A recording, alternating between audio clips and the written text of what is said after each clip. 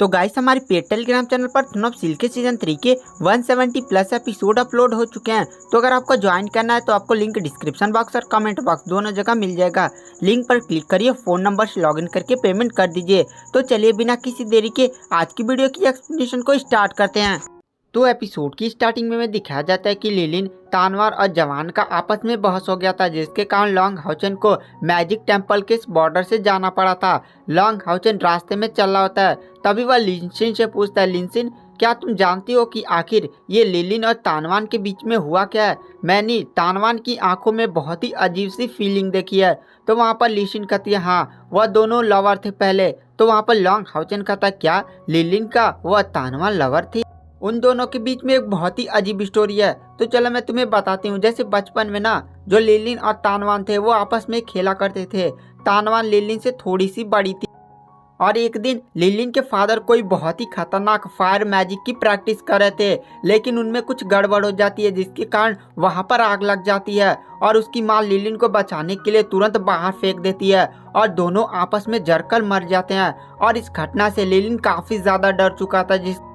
Linen के father और mother आग में जलकर मर चुके थे, जिसके कारण लिलिन को आग से बहुत ही ज्यादा डर लगने लगा था और वह अटैकिंग मैजिक इसीलिए नहीं सीख रहा था। और वहां पर तानवान लिलिन को बहुत समझाते कि वह अटैकिंग मैजिक सीख ले, लेकिन लिलिन नहीं मानता है और उनके बीच में नजदीकियां बढ़ती जाती हैं। लिलिन कहीं ना कहीं तानवान को पसंद करता था और एक दिन लिलिन को पता चलता है कि जवान और तानवान की शादी तय हो गई है और उनकी कुछ दिन में सगाई है। और वहाँ पर जो लिलिन के ग्रैंडफादर थे वो होली सिटी में चले गए थे और उन्होंने लिलिन को भी बुला लिया था। लिलिन इस बात से काफी ज्यादा टूट चुका था, जिसके कारण वह तुरंत होली सिटी चला जाता है। जाने से पहले लिलिन ने एक लव लेटर लिखा था और उसमें अपनी फीलिंग्स के बारे में तानवान को बताया था और वह सीधे तानवान को भेज देता है। और वह लेटर भेज के जो लिलिन होता है वो होली सिटी की तरफ चला जाता है। जब लिलिन का लेटर तानवान को मिलता है तो तानवान के अंदर भी लिलिन के लिए भावनाएं आ जाती हैं, जिसके कारण वह जाकर पहले अपनी शादी को तोड़ देती है। और जो तानवान थी वह लिलिन से मिलने और अपनी फीलिंग्स को बताने के लिए होली सिटी की तरफ जाने वाली थी, लेकिन फिर वह एल्डरली के पास जाती है और वह होली सिटी जाने की परमिशन मांगती है। लेकिन एल्डरली उसे 5 साल के लिए गुप्त ट्रेनिंग के लिए कहते हैं और कहते हैं जिससे तुम्हारी पावर बढ़ेगी और तुम पावरफुल हो जाओगी। और वहां पर तानवान यह बात मान जाती है और 5 साल तक वह कठोर ट्रेनिंग करती है और वह किसी से मिलती भी नहीं है। और जो तानवान होती है वह जब गुप्त ट्रेनिंग से बाहर आती है तो सीधे होली सिटी की तरफ जाती है और होली सिटी में उसे जाकर पता चलता है कि Lilin demon hunt squad join कर चुका है और वह मिशन पर निकल चुका है, जिसके कारण तानवान उससे नहीं मिल पाती। और लिलिन यह समझ रहा था कि तानवान की शादी हो चुकी है और लिलिन तानवान को भूलकर अपनी जिंदगी में आगे बढ़ चुका था, क्योंकि वह सोचता था कि तानवान की शादी हो चुकी है। इसलिए लिलिन ने कभी उसे खोजने की भी कोशिश नहीं की। तानवान सीधे होली सिटी से निकलकर मेज टेंपल आ जाती है और वह यहाँ पर कल्टीवेशन करने लगती है। Mission demon hunt squad visiting कार्वन गुफा के दौरान मैं तुमसे मिली थी, तुम्हें याद ही होगा लॉन्ग हाउचेन। तो लॉन्ग हाउचेन हमें सीरियल आता है तो वहाँ पर लिनसिन कहती है तभी मेरी और लिलिन की नजदीकियाँ बढ़ी थी और तभी से हम लोग रिलेशन में आए थे। और डेमन गॉड एम्पायर ने जब यह युद्ध चालू किया तो टेंपल ऑफ अलायंस ने तुम्हारी डेमन हंट स्क्वाड को भंग करके सबको अपने मंदिरों में भेज दिया। लिलिन मुझे वॉरियर टेंपल से लेकर सीधे मैजिक टेंपल में आ जाता है। तानवान को बहुत ही बड़ा झटका लगता है कि लिलिन किसी के साथ और रिलेशन में है, पर तानवान लिलिन को गलत नहीं समझती, क्योंकि वह जानती थी कि लिलिन सोच रहा होगा कि उसकी शादी हो चुकी है और लिलिन भी काफी ज्यादा शौक था कि तानवान की शादी अभी नहीं हुई। लेकिन लिलिन अब अपने जीवन में आगे बढ़ चुका था, जिसके कारण वह तानवान के पास वापस नहीं जा सकता था। और जब तोम्बल माउंटेन पर डेमस ने अटैक किया था और मैंने उसमें पार्टिसिपेट किया था और जब मेरा हाथ उसमें कट गया था तो लिलिन काफी ज्यादा दुखी हो गया था और उसने यह डिसाइड किया था कि वह अटैकिंग मैजिक सीखेगा। और उसने इतना खतरनाक अटैकिंग मैजिक सीखा और कुछ ही समय में मेज टेंपल में बहुत ही बड़ी प्रतिभा बन गया। और जब तानवान को पता चलता है कि लिलिन अटैकिंग मैजिक सीखा है वो भी किसकी वजह से, लिनसिन की वजह से, यानी मेरी वजह से, तो तानवान को मुझसे बहुत ही ज्यादा जलन होने लगती है, क्योंकि जो तानवान थी उसने बचपन में लिलिन को बहुत ज्यादा समझाया था कि वह अटैकिंग मैजिक सीखे, लेकिन लिलिन ने यह बात नहीं मानी थी। तानवान को जलन लिलिन से नहीं मुझसे है और वह लिलिन को अभी भी चाहती है, जिसके कारण यह सारी घटनाएं हुई है। तो लॉन्ग हाउचेन कहता है ये तो बहुत ही अजीब स्टोरी है, लॉन्ग हाउचेन कहता है ये तो गलत फहमी वाली स्टोरी है। तभी वहाँ पर रिटेनर नाइट हान्यू कहता है मुझे नहीं पता था कि लिलिन के पीछे ये भी स्टोरी हो सकती है। तभी हमें दिखाया जाता है जो बॉर्डर के पास से बहुत ही भयानक आवाज आती है। तो गाइस क्या आपको एनिमी एक्सप्लेनेशन करना है और हर महीने आपको लगभग 1 लाख से भी ऊपर कमाना है, लेकिन आपको इंग्लिश नहीं आती, ना ही वीडियो एडिटिंग आती है, आप जब भी एक्सप्लेनेशन गलती से ही करते हैं कॉपीराइट स्ट्राइक इशू आ जाता है, और ना ही आपको बढ़िया से कोई थंबनेल एडिट करना आता है, इन सारी प्रॉब्लम का सलूशन लेकर आ चुके हैं। आपको डिस्क्रिप्शन बॉक्स और कमेंट बॉक्स में एक पेड कोर्स का लिंक मिल जाएगा, जिसमें अगर आपको इंग्लिश भी नहीं आती है, ना ही वीडियो एडिटिंग आती है, इन सारी प्रॉब्लम का सलूशन आपको पढ़ाया जाएगा। अगर आपकी इंग्लिश कमजोर भी है ना, तभी आप बहुत ही आसानी से एनिमी एक्सप्लेनेशन कर सकते हैं। तो अगर आपको ज्वाइन करना है तो ज्वाइन कर लीजिए। तो चलिए आते हैं कहानी की मेन स्टोरी लाइन पर। तभी लीसिन शॉक में कहती है ये तो डीमन का अटैक है, मैजिक टेम्पल पर डीमन का अटैक हो चुका है, मुझे जल्द से जल्द जाना होगा। और वह लॉन्ग हाउचेन से कहती है लॉन्ग हाउचेन तुम चलो। तो लॉन्ग हाउचेन कहता है नहीं मैं भी तुम्हारे साथ फाइट करूंगा। तभी वहाँ पर लीसिन कहती है पर तुम जान रहे हो ना तानवान और वहाँ पर जवान ने तुम्हें क्या कहा है। तो लॉन्ग हाउचेन कहता है मैं एक नाइट हूँ, मैं भी डेमन से लड़ूंगा। वैसे चलो मैं लिलिन के अंदर आकर डेमन से फाइट करूंगा। लिलिन भी एक ट्रुप का कमांडर है ना, तो मैं उसी के अंदर आ जाऊंगा, तो कोई प्रॉब्लम नहीं होनी चाहिए। तो वहाँ पर लीसिन कहती है तब ठीक है। तब लॉन्ग हाउचेन कायर और रिटेनर नाइट हान्यू को महल में भेज देता और कहता तुम लोग चलो, पर कायर लॉन्ग हाउचेन के साथ ही जाना चाहता थी।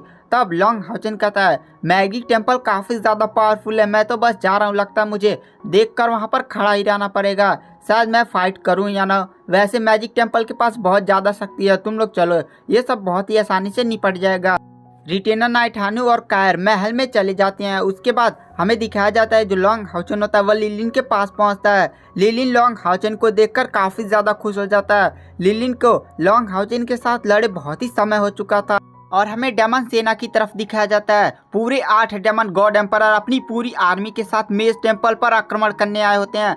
बहुत दिन से जो डेमन्स थे वो मेज टेम्पल अटैक करने की कोशिश कर रहे थे, लेकिन मेज टेम्पल की सुरक्षा साड़ी और वहाँ के मैजिशियन उन लोग को बहुत ही ज़्यादा नुकसान पहुँचा रहे थे।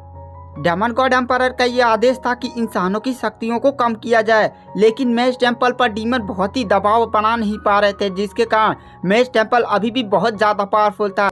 8 डेमन गॉड ने खुद से यह डिसाइड किया कि वो जाकर मेज टेम्पल को डिस्ट्रॉय कर देंगे और वो अपनी पूरी सेना लेकर आ जाते हैं।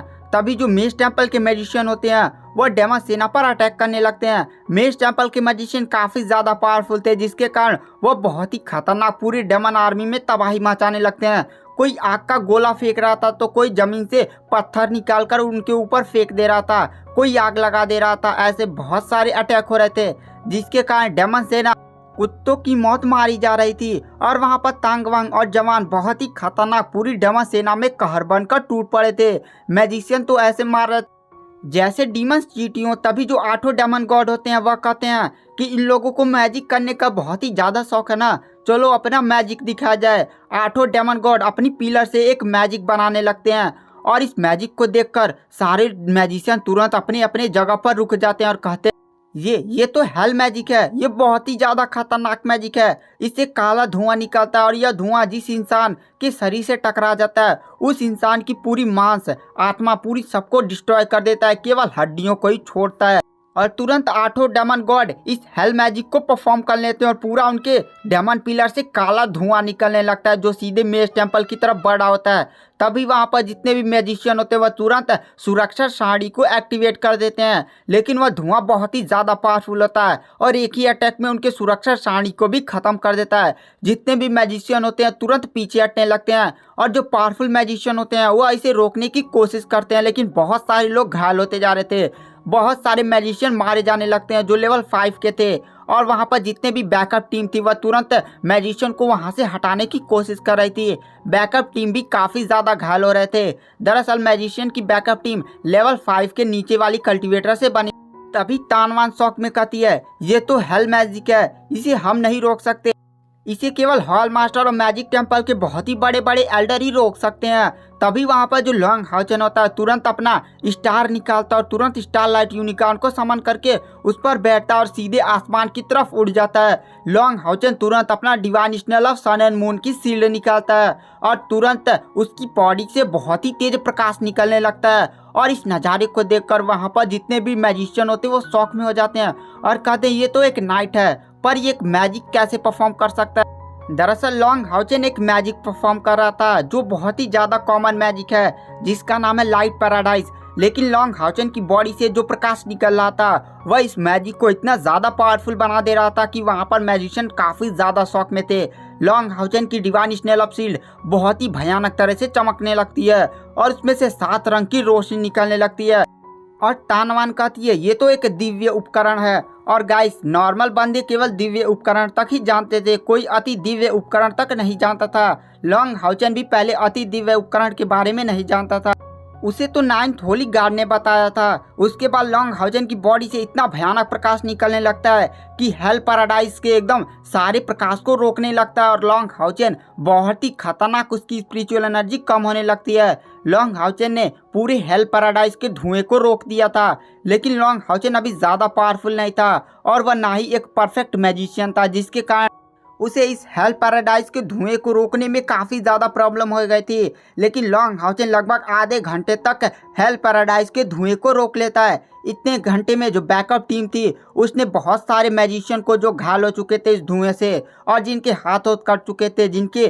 पैर उसके संपर्क में आए थे, तुरंत बैकअप टीम उन सभी को महल में वापस ले लेती है। और तभी लॉन्ग हाउचन बहुत ही ज़्यादा वीक हो जाता है और उसका यह लाइट पैराडाइज क्षमता कम हो जाता है और लॉन्ग हाउचन ज़मीन पर गिरने लगता है। लॉन्ग हाउचन तुरंत ज़मीन पर धड़ाम से गिर जाता है और वह हेल पैराडाइज फिर से बढ़ने लगता है। जैसे वह मेज टेम्पल से टकराने वाला होता है तुरंत बहुत ही तेज लॉन्ग हाउचन के पीछे से रोशनी आती है और तुरंत उस हेल पैराडाइज की क्षमता को रोक देती है और हमें पीछे दिखाया जाता है 6 गोले आ रहे होते हैं जिनमें बहुत सारे मैजिशियन होते हैं। आखिर ये 6 गोले में कितने मैजिशियन हैं, आखिर इन गोलों में कौन सवार है, ये सब जानने के लिए नेक्स्ट एपिसोड का वेट करना पड़ेगा। Thank you.